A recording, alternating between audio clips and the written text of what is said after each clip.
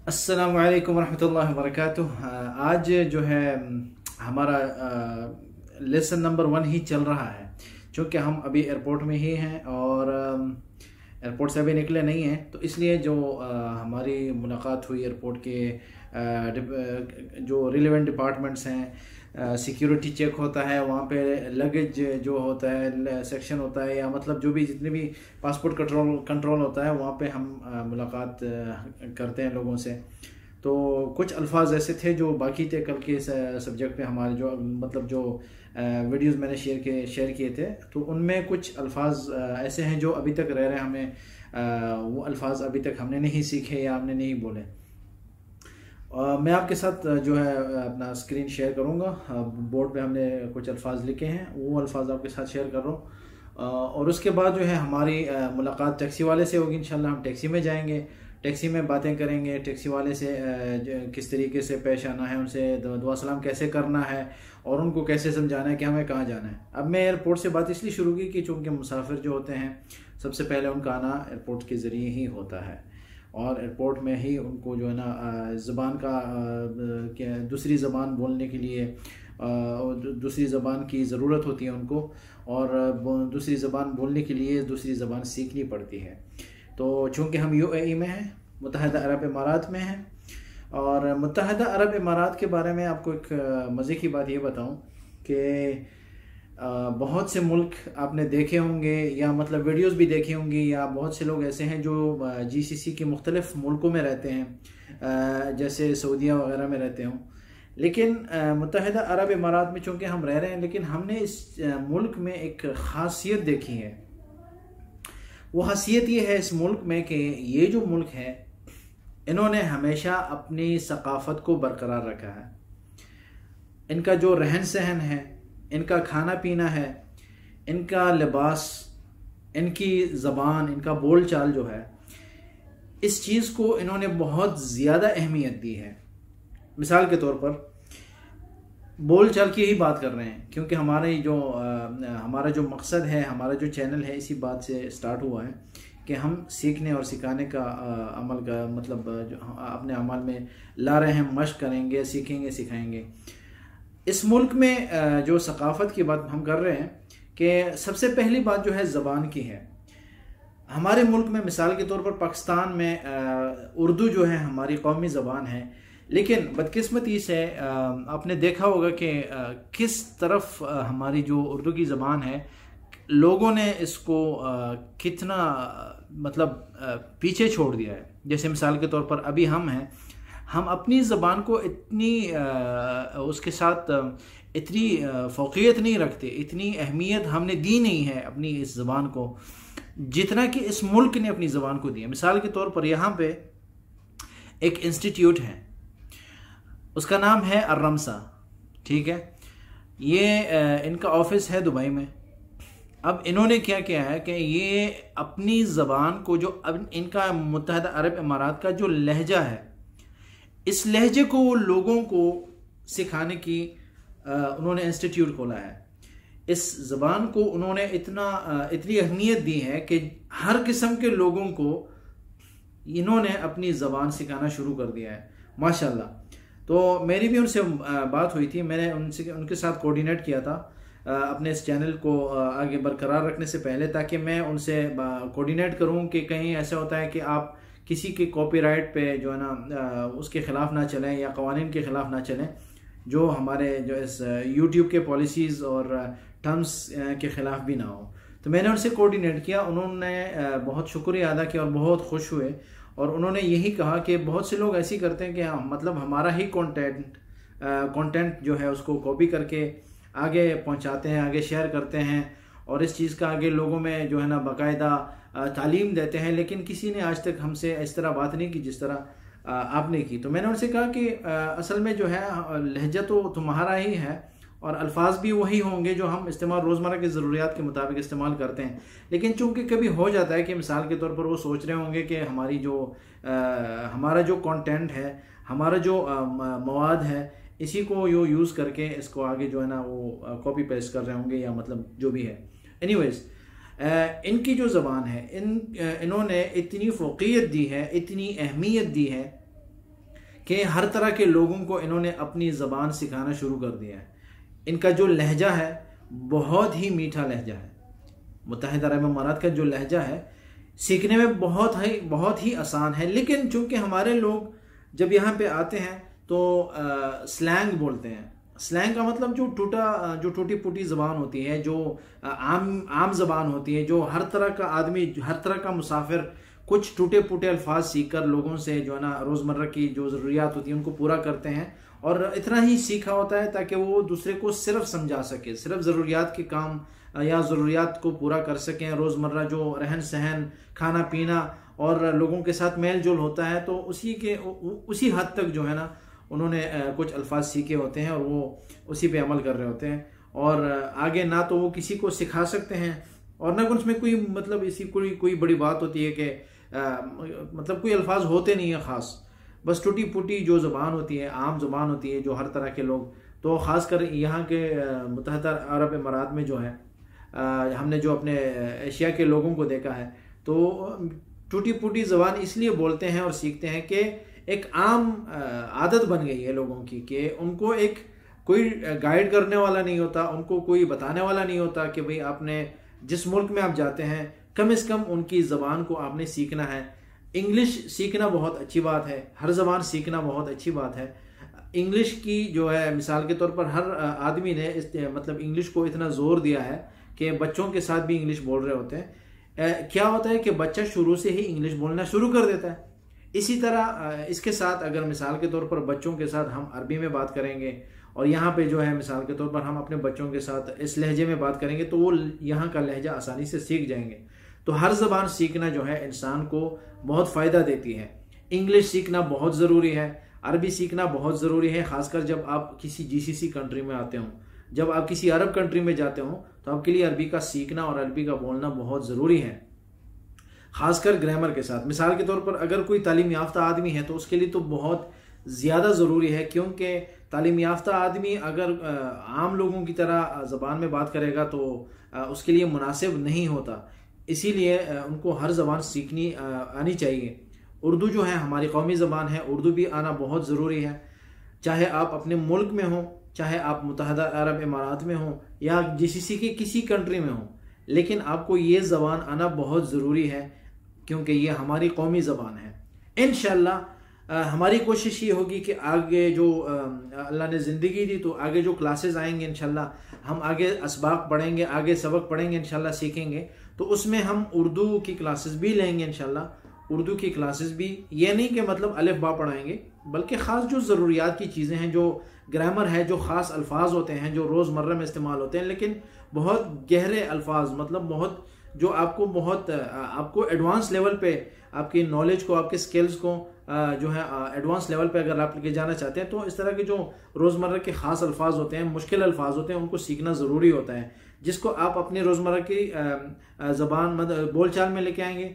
आप ऑफिस में होंगे या आप क्लिनिक में होंगे या आप हॉस्पिटल में होंगे या आप एयरपोर्ट में हैं या किसी भी गवर्नमेंटल इंस्टीट्यूशंस पे आप जाते हैं या गवर्नमेंटल किसी भी इदारे अथॉरिटीज़ पे जाते हैं, जो ऑफिशियल अथॉरिटीज़ होती हैं, वहाँ पे आप जाएंगे तो आपको इन अल्फाज की जो अल्फाज का सीखना बहुत ज़रूरी है। अगर आप इन गहरे अल्फाज को, ख़ास अल्फाज जो मुश्किल अल्फाज हैं, इस तरह के अल्फाज अगर आप यूज़ करेंगे तो आप लोगों पर असर डालेंगे, जिससे लोग मुतासर होंगे कि भाई माशाल्लाह कौन सी ज़बान बोल रहा है, मतलब कौन से अल्फाज यूज़ कर रहा है। तो लोग आपकी ज़बान से, आपके अल्फाजों से मुतासर होकर जो ना वो पसंद करेंगे आपको, और जो एम्प्लॉयर होगा वो भी आपको एम्प्लॉयमेंट देने पर मजबूर होगा। वो रीज़न यही होगा कि आपको जो है ना ज़बान पर फ़ुक़ियत हासिल है। तो यहाँ तक बात हुई। आगे ही हम जाते हैं अपने बोर्ड की तरफ और देखेंगे कि हमने बोर्ड पे क्या लिखा है और बात कहाँ तक पहुँची है, और आगे उसके बाद हमने कहाँ जाना है, क्या करना है।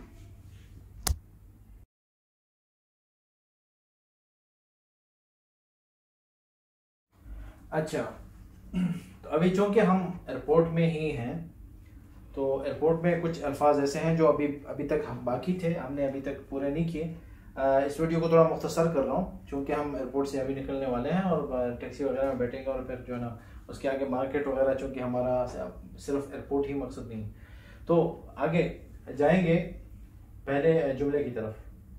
हाय बिताका अस्सऊद, हाय हाय बिताका अस्सऊद। हाय का मतलब है ये बराए मुअन्नस, इसमें इशारा है।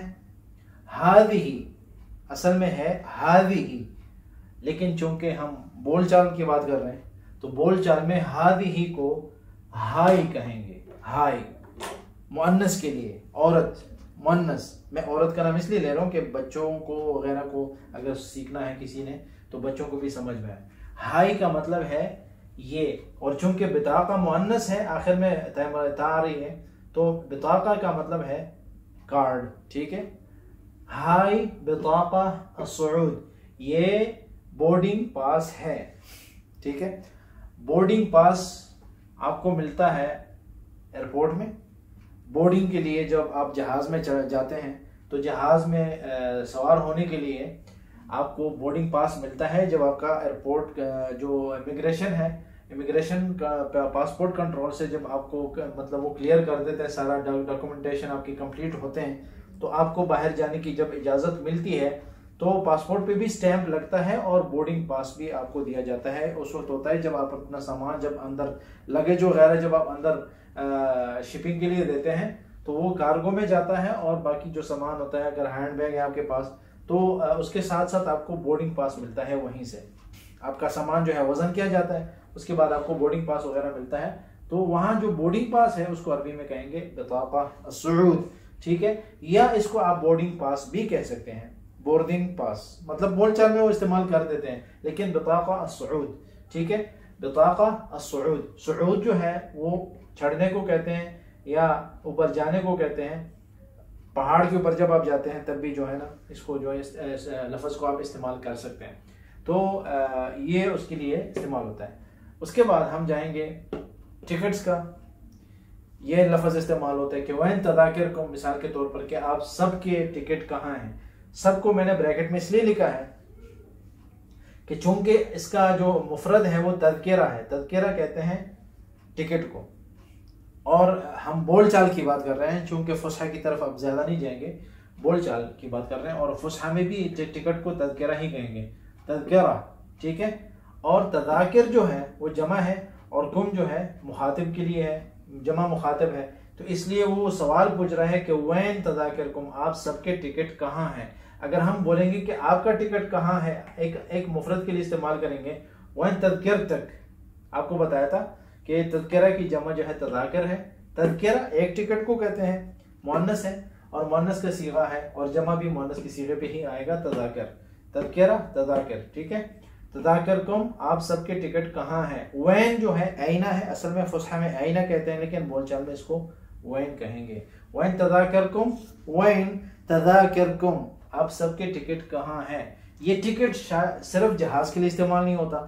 आप एयरपोर्ट में हो, चाहे आप रेलवे स्टेशन पे हो, या आप टैक्सी के टिकट वगैरह जो मतलब प्री बुकिंग होती है, या आप जो है ना रेलगाड़ी का टिकट हो, या किसी भी गाड़ी का टिकट हो, या कोई भी टिकट हो, या जो बड़ी बसेस वगैरह के लिए जो प्री बुकिंग होती है, वहाँ पे आप जो टिकट्स खरीदते हैं उसी के लिए, उन्हीं के लिए यही लफ्ज़ इस्तेमाल हो, उनके लिए भी यही लफ्ज़ है। वैन तज़ाकिर कुम, वैन तज़किर तक, वैन तज़किर तच।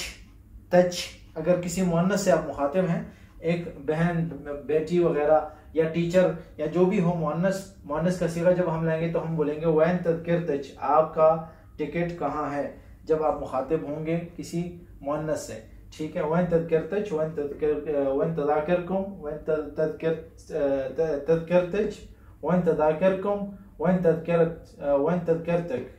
ठीक है,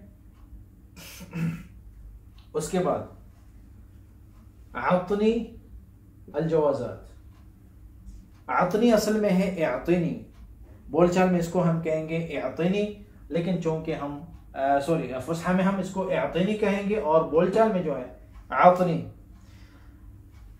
अरबी में खासकर यहाँ का जो लहजा है, चूंकि हमारा मकसद इस लहजे को समझना है, तो इस लहजे में यहाँ में मुत्तहिदा अरब इमारात में आपको एक चीज़ बहुत ज़्यादा जहन नशीन करनी है। इस चीज़ को आपने अपने नोटबुक्स में लिखना है, ताकि आप फ्यूचर में इस चीज़ को अपने जहन में बिल्कुल सही तरीके से लिखें और इसको याद करें। इस बात को, ये फॉर्मूले बता रहा हूँ, कभी कभी बोलचाल में बहुत ज़्यादा अल्फाज हैं जिनके शुरू में अलिफ आता है। मिसाल के तौर पर अबू ज़ैबी, ठीक है, या अल्हम्दुलिल्लाह, ठीक है, बोलचाल की बात कर रहा हूँ।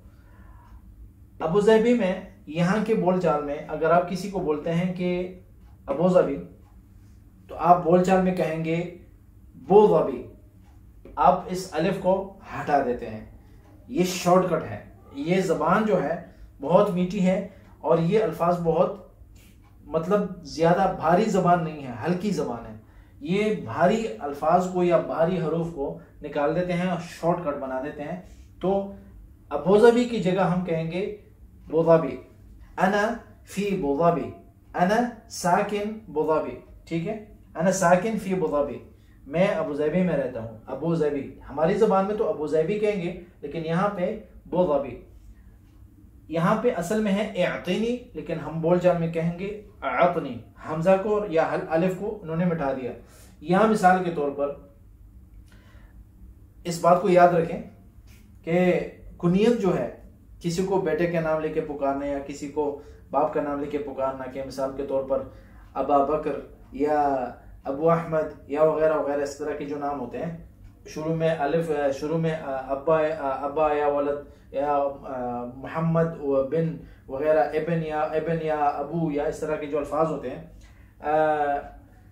अरबी में यहाँ की जो बोलचाल में है उसमें भी इस चीज़ का ख्याल रखा जाता है कि उसको भी हल्का इस्तेमाल किया जाता है। मुश्किल मतलब मुश्किल या भारी नहीं बनाते, बल्कि मिसाल के तौर पर मुझे जब ऑफिस में कोई बुलाता है तो चूंकि मेरी कुनियत जो है अबू अहमद, हमारी ज़बान में अबू अहमद के नाम से, अगर हम फुसहा की तरफ जाएंगे तो अबा अहमद, जब आप किसी को मुखातब होते हैं, किसी मुनादी मुनादा का जब आप पढ़ेंगे तो आपको समझ में आएगा कि अबा अहमद, अगर आप किसी को बुलाते हैं कि ए अबू अहमद, तो हम बोलेंगे या अबा अहमद असल में है, तो या को मिटा के सिर्फ अबा अहमद कहेंगे, लेकिन बोलचाल में अबू अहमद हो जाता है। फिर यहाँ की जो डायलेक्ट है, यहाँ की जो ज़बान है, यहाँ का जो लहजा है, इसमें हम वो अलिफ को भी मिटा देंगे, बल्कि हम सिर्फ ये कहेंगे बू अहमद, बू अहमद, अलिफ को मिटा देंगे। अलिफ इस्तेमाल नहीं होता बोलचाल में। ज़्यादातर जो अल्फाज होते हैं अरबी में, यहाँ का जो डायलेक्ट है, इसमें शुरू में जो अलिफ आता है, ज़्यादातर उन अल्फाज का अलिफ को, उन अल्फाज के अलिफ को मिटा दिया जाता है। मिसाल के तौर पर अबू ज़ैबी, इसको हम कहेंगे बोज़ाबी, और ये आतनी आतनी। ये शुरू में हमने कल के जो वीडियो बनाई थी उसमें बताया भी था। ये अल्हम्दुलिल्लाह है, लेकिन बोलचाल में हम इसे हम्दुलिल्लाह, हम्दुलिल्लाह, मतलब अल्लाह का शुक्र है, मतलब एक ही है, इससे वो कम ज्यादा नहीं होता। बोलचाल है, बोलचाल में आप हम्दुलिल्लाह मतलब तारीफ अल्लाह के लिए है, लेकिन बोलचाल में जबान इधर उधर जब होती है, जैसे मिसाल के तौर पर हम उर्दू में या पश्तो में कहते हैं कि सारी तारीफें अल्लाह के लिए। अभी तारीफें जो है अरबी का लफ्ज़ तो नहीं है, लेकिन असल हमारा मकसद एक ही होता है, दिल से जो मकसद होता है कि अल्लाह की तारीफ को बयान करना है। तो यहाँ यही चीज़ है कि हम्दुलिल्लाह, अल्लाह का शुक्र है। बोलचाल में आप इसको हम्दुलिल्लाह कह सकते हैं। अलजवाज़ात, जवाज़ की जमा है। आतनी अलजवाज़ात, मुझे सारे पासपोर्ट दे दो या सारे पासपोर्ट दे दीजिए। जवाज़ जो है एक को कहेंगे, अलिफ और ता जब मिल जाता है, जमा मुअन्नस सालिम है, तो इसको जो है ना हम अलजवाज़ात कहेंगे। आतनी अलजवाज़ात, मुझे पासपोर्ट दे दें। उसके बाद हम इस जुमले पे आते हैं नहन। अच्छा, ये है नहनु अगर हम फुसहा की बात करेंगे, लेकिन जब हम बोलचाल की बात करते हैं तो हम कहेंगे नहन। नहन फिल इंतज़ार, नहन हम फिल इंतज़ार, इंतज़ार कर रहे हैं हम। वेटिंग मतलब वी आर वेटिंग, या इंग्लिश में अगर आप कहते हैं हम इंतज़ार कर रहे हैं, हम इंतज़ार में हैं। नहनु फिल इंतज़ार, हम इंतज़ार में हैं या हम इंतज़ार कर रहे हैं। ये जो लफ्ज़ है ये अतरैयाक यहाँ के बोलचाल में इस्तेमाल होता है, यहाँ का डायलेक्ट है, यहाँ बहुत ज़्यादा इस्तेमाल होता है ये लफ्ज़। अतरैयाक का मतलब भी यही है कि मैं इंतज़ार कर रहा हूँ, लेकिन ये जो लफ्ज़ है ये लिया गया है किससे? अतरज्जाक, अर्जू, या मतलब कि तरज्जी का जो सीगा है वो इस्तेमाल हो रहा है। अर्जू मिन का, कि मैं उम्मीद रखता हूँ, मतलब आपसे कि वो है। लेकिन यहाँ पे जो डायलेक्ट में इस्तेमाल होता है बोलचाल में, अतरैयाक का मतलब है कि मैं आपका इंतजार कर रहा हूं या इंतजार कर रही हूं। या अतरैयाच आपको बताया था कि मुअन्नस के लिए हम काफ को 6 में बदलेंगे, ठीक है, इस चीज का। अच्छा, एक चीज याद रखें कि ये जो काफ है इसको हमेशा अगर हम 6 में तब्दील करते हैं तो उसका मतलब ये हरगिज नहीं होगा कि वो मुअन्नस ही होगा। इस चीज को याद रखें, आगे आके इस पे बात करेंगे। मिसाल के तौर पर मछली को हम समक कहते हैं, ठीक है, समक, लेकिन हम चूंकि बोलचाल की बात कर रहे हैं तो हम कहेंगे समझ। अच्छा, यहां पे जो समझ है इसका मतलब ये नहीं है कि ये मुअन्नस है, लेकिन हमने काफ को 6 में बदल दिया। तो इस तरह की जब आपको जबान आएगी आहिस्ता आहिस्ता तो आपको मुज़क्कर और मुअन्नस में फर्क नजर आ जाएगा और आपको समझ आ जाएगी। ये मैं आपको इसलिए समझाने की कोशिश कर रहा हूं। तो मैं कह रहा हूं मिसाल के तौर पर कि मैं आपका इंतजार कर रहा हूं कहां, सिक्योरिटी चेक। सिक्योरिटी चेक को अरबी में क्या कहेंगे, तफ्तीश अमनी। तफ्तीश अमनी, तफ्तीश जो कहते हैं इन्वेस्टिगेशन डिपार्टमेंट या चेकिंग डिपार्टमेंट, और अमनी जो होता है अमन, सिक्योरिटी। अमन हमारी जुबान में भी अमन ही कहेंगे। तो अतरैयाक इंद तफ्तीश अमनी, मैं आपका इंतजार कर रहा हूं कहां पे, सिक्योरिटी चेक पे आपका इंतजार कर रहा हूं। क़ाआ या साला, क़ाआ साला जो हॉल होता है बड़ा जिसमें लोग इंतजार कर रहे होते हैं, इंतजार गाह, हमारी जबान में इसको इंतजार गाह ही कहेंगे। इंतजार गाह, जब उर्दू में गाह का लफ्ज आता है तो गाह का मतलब है बहुत ज्यादा, बहुत बड़ी जगह होती है, वसी मैदान होता है। मिसाल के तौर पर ईदगाह, वो जगह जहां पे ईद की नमाज अदा होती है। तो ईद की नमाज एक ऐसी जगह पे अदा होती है जो बहुत बड़ा खुला मैदान होता है, तो इसलिए उसको इंतजारगाह कहेंगे, या मतलब उसको ईदगाह कहेंगे। और इसको इंतजारगाह इसलिए कहते हैं कि ये बहुत बड़ी जगह है जहाँ पे बहुत से लोग जमा होते हैं, इंतजार करते हैं। तो उसको हम कहेंगे अरबी में क़ाआ या साला। क़ाआ साला अल इंतजार, साला अल इंतजार, ये एयरपोर्ट में वगैरह में जो इंतजारगाह होती है उसमें उसको आप इस्तेमाल कर सकते हैं, ये लफ्ज वहां पे इस्तेमाल होता है। रेहला जो है फ्लाइट को कहते हैं। रेहला मैंने इसलिए लिखा है कि इसका ताल्लुक है एयरपोर्ट से। रेहला जो है फ्लाइट को कहते हैं, और जो है आगे जो है रेहला सईदा, सफर को भी कहते हैं। रेहला क्या मतलब है, रहलत, सफर करना, सफरनामा, या मतलब सफर पे जाते हैं। चूंकि हम एयरपोर्ट में हैं, एयरपोर्ट का मतलब है जहां पे हवाई जहाजों का अड्डा, जहां से हवाई जहाज उड़ते हैं। तो इसीलिए यहाँ पे जो रहलत होगी या ये जो सफर होगा ये हवाई तरीके से होगा। तो इसलिए अगर ये आपसे कोई कहता है कि रहला सईदा, इसका मतलब है आपका सफर खुशगवार हो, आपका सफर बखैर हो, ये मतलब एक किस्म की दुआ है। अच्छा, यहां तक हमारी बात हुई एयरपोर्ट की। अब एयरपोर्ट में अगर किसी को भी कोई भी लफ्ज समझ ना आया हो, या इसके कुछ ऐसे अल्फाज हों जो मैंने नहीं बताए, क्योंकि बहुत सारे अल्फाज होते हैं, बहुत सारी चीजें हैं, बहुत सारे मतलब और अल्फाज होते हैं जो मतलब हमने सिर्फ कुछ अल्फाज को इकट्ठा करके हमने आपके सामने पेश किया, लेकिन कुछ इसके अलावा भी अल्फाज होंगे। अगर आपको वो अल्फाज सीखने हैं या मतलब समझने हैं और अभी तक इसमें वीडियो में या पिछली वीडियो में हमने नहीं बताया, तो आप बाकायदा कमेंट्स कर सकते हैं, कमेंट्स में बताएं, और मैं इंशाल्लाह उस पर उनको इकट्ठा करके किसी दूसरी वीडियो में जो है उन पे बहस करेंगे, उनको जो है ना आपके सामने उसकी तशरीह करेंगे, और उसको जो है ना आपके सामने तर्जमा करके आपको बताएंगे, और कि उनको हम अदा कैसे करेंगे, उनकी अदायगी कैसी होगी, और उनको उनका जो प्रोनाउंसिएशन है वो कैसे होगा। तो ये यहाँ तक जो है काफ़ी है। इसके बाद इंशाल्लाह हम अगली क्लास में मिलते हैं। दुआ में याद रखिएगा इंशाल्लाह, और अस्सलाम वालेकुम व रहमतुल्लाहि व बरकातुहू।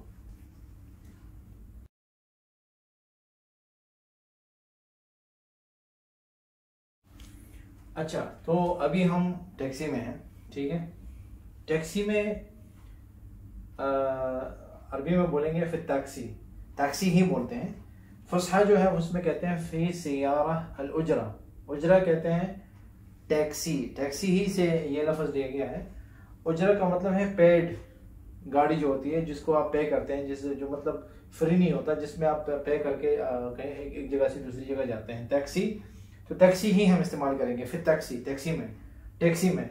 फी का मतलब है मैं, टैक्सी में, ठीक है। टैक्सी वाले से जब हम मिलते हैं, दुआ सलाम करते हैं वगैरह, वही दुआ सलाम है, अस्सलाम वालेकुम, शख्बारकुम, ऐसा तय्यब, खैर, मरहबा, ये जो अल्फाज है इंशाल्लाह आहिस्ता आहिस्ता ज़्यादा और सीखेंगे इंशाल्लाह। तो उसके बाद जब आप बैठते हैं तो आप उसको सबसे पहला वो आपसे कहता है वैन बतरूह, ठीक है, कि आप कहाँ जाएंगे। ये अल्फाज जो है ना मैं मुख्तसर बता रहा हूँ कि मतलब बाद में हम इंशाल्लाह ये अल्फाज इंशाल्लाह आहिस्ता आहिस्ता और लिखेंगे। लेकिन बहरहाल आप जब उसको कहेंगे कि मुझे यहाँ जाना है तो आप उसको जगह बताएंगे। आप उसको बोलेंगे वस्सलनी स्टेशन। वस्सलनी का मतलब है आप मुझे पहुँचाएं, आप मुझे ले जाएं। वसल का मतलब है पहुँचना। लेकिन जब टैक्सी में आप बैठेंगे तो टैक्सी वाले को यही कहेंगे कि आप मुझे वहाँ ले जाएं। तो वस्सलनी स्टेशन, वस्सलनी महत्ता अलबासात। महत्ता कहते हैं स्टेशन को, और अरबी में महत्ता भी कहते हैं, स्टेशन भी कहते हैं। दोनों लफ्ज़ इस्तेमाल हो सकते हैं, दोनों आप कह सकते हैं।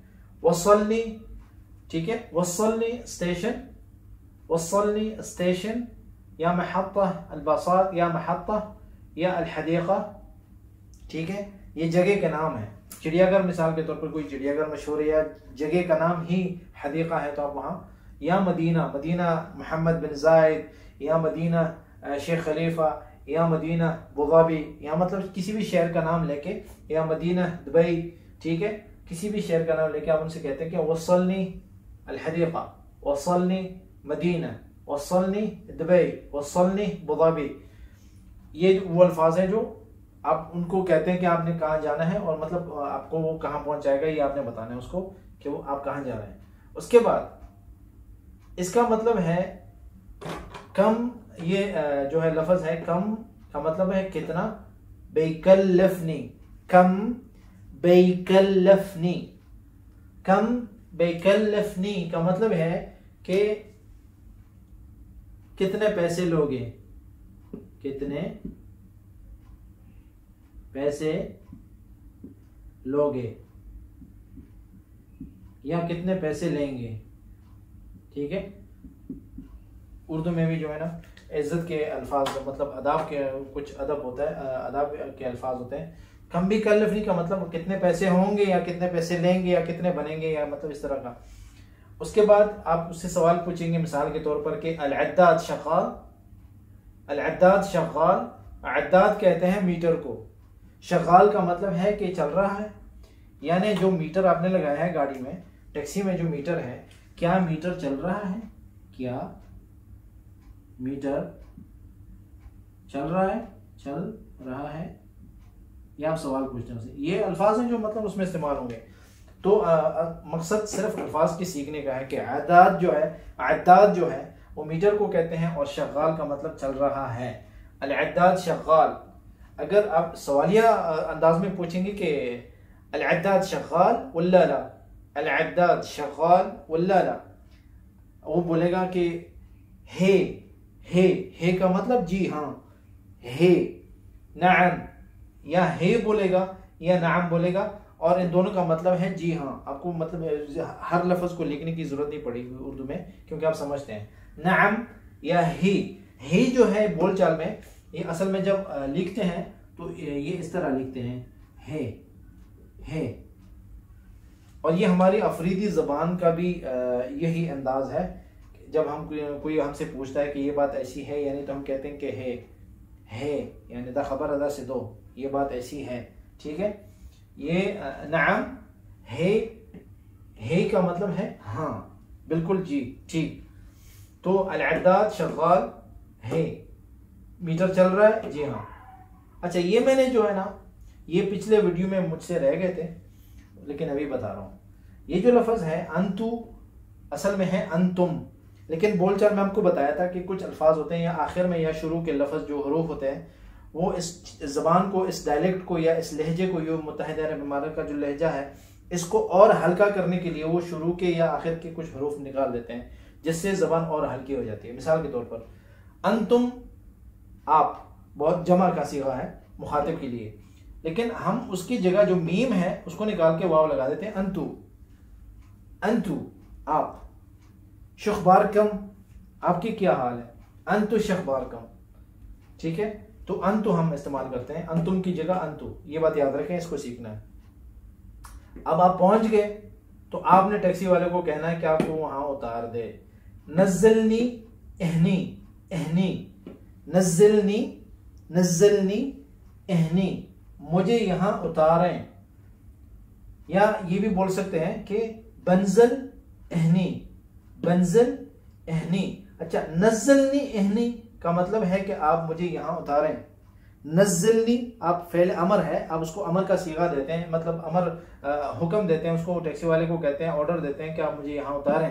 लेकिन बंजल एहनी, मैं यहाँ उतर रहा हूँ या मुझे यहाँ उतरना है, तो आप इस अंदाज को अपनाएंगे कि नज़्ज़िलनी एहनी अरबी में कभी भी ऑर्डर का जो सीगा है, फ़ेल अमर जो है, उसको आप फ़ेल अमर ये बहुत ज़्यादा कम इस्तेमाल करते हैं। आपको बताया था कि ये ज़बान बहुत हल्की है, बहुत मीठी है, तो कोशिश ये इस मुल्क को, मतलब इस ज़बान का या इन लहजे में कोशिश इनकी ये होती है कि इन दोनों में से आप खुद सोचें कि हल्का जो लफ्ज़ है या हल्का अंदाज कौन सा है और भारी अंदाज कौन सा है।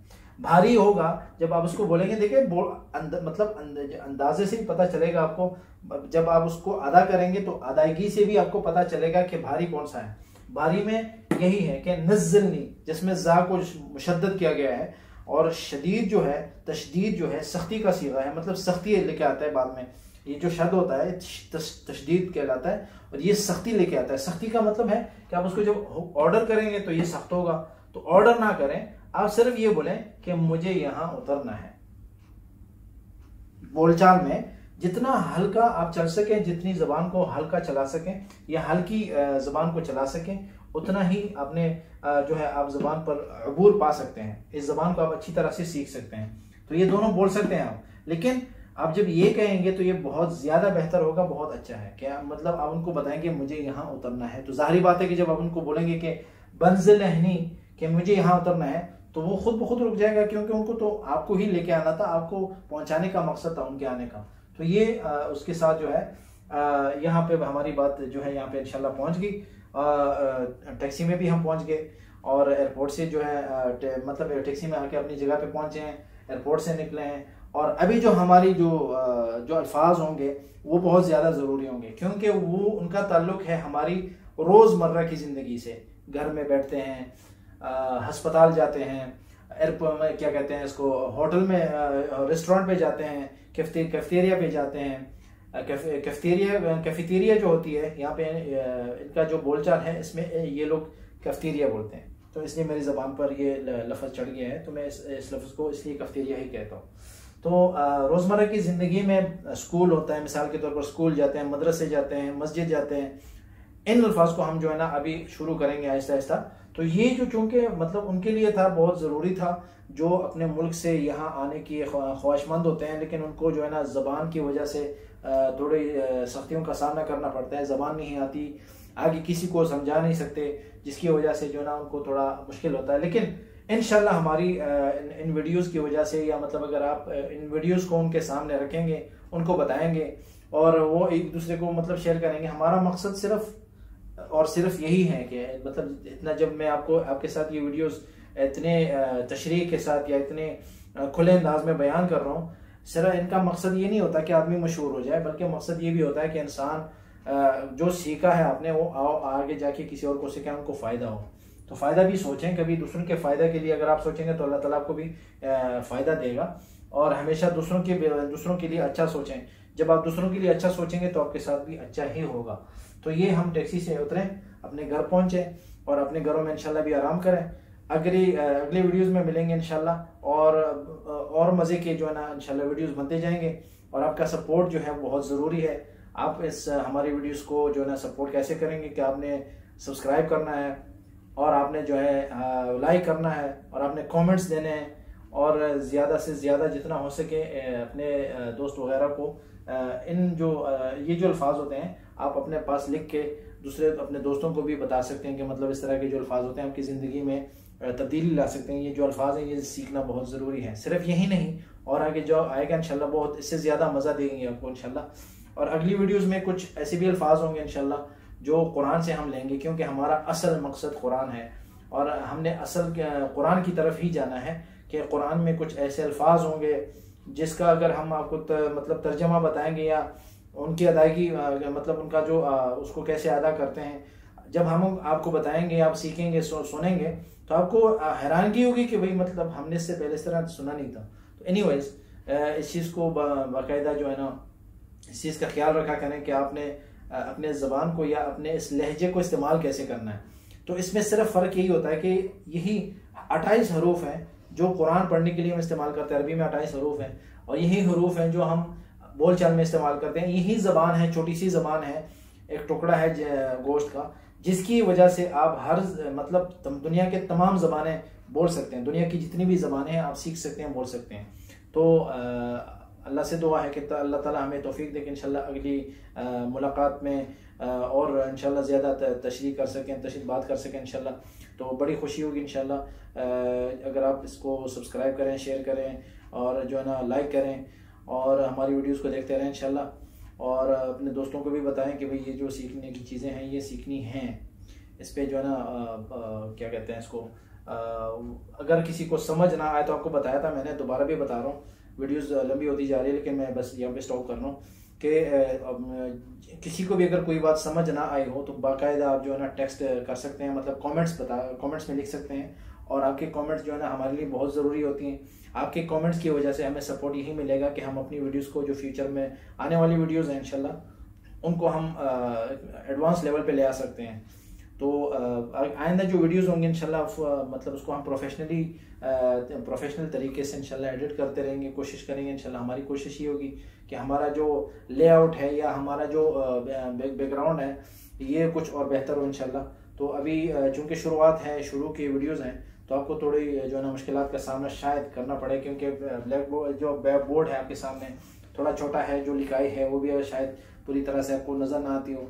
लेकिन फ्यूचर में इंशाल्लाह जो बोर्ड होंगे, जो हमारा लेआउट होगा, जो हमारा सीन हो, मतलब यहाँ पे जो लुक होगा वो इससे बेहतर होगा। अल्लाह से दुआ है कि अल्लाह ताला हमारी मुलाकात दोबारा खैर आफियत के साथ करें। वस्सलामु अलैकुम वरहमतुल्लाहि वबरकातुहू।